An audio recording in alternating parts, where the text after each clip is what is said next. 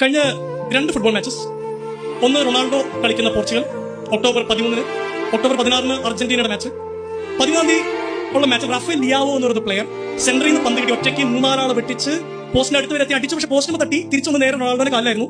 Ronaldo തട്ടിയിട്ടത് ഗോളാക്കി. Ronaldo നേരെ ഓടുന്നു, celebrate ചെയ്യുന്നു. പക്ഷെ റാഫേൽ ലിയാവോ അവിടെ കിടന്നിങ്ങനെ തലകുമ്പിട്ട് നിൽക്കുക. 3 ദിവസം കഴിഞ്ഞ് അർജന്റീനയുടെ മാച്ച്, അർജന്റീന ബൊളീവിയായിട്ട് മെസ്സി പന്ത് കൊണ്ട് മുമ്പോട്ടേക്ക് പോകുന്നു.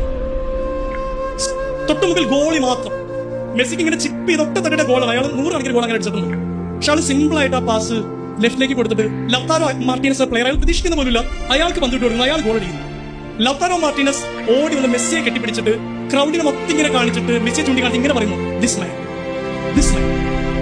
ഇന്നും മെസ്സിക്ക് വേണ്ടി ആളുകൾ എന്തുകൊണ്ടാണ് മെസ്സി പറയാൻ എല്ലാവരും വെയിറ്റ് ചെയ്യും. മെസ്സിനെ സ്നേഹിച്ച പോലെ റൊണാൾഡോയെ സ്നേഹിച്ചിരുന്നെങ്കിൽ എന്ന് ചോദിക്കുമ്പോൾ ഈ 2 ഇൻസിഡന്റ് മനസ്സിൽ വരുന്നത്. റാഫേൽ ലിയാവോ തല കുമ്പിട്ടിരിക്കുന്നു, മറ്റൊരാൾ ലയണൽ മെസ്സി തല ഉയർത്തിപ്പിടിക്കുന്നു.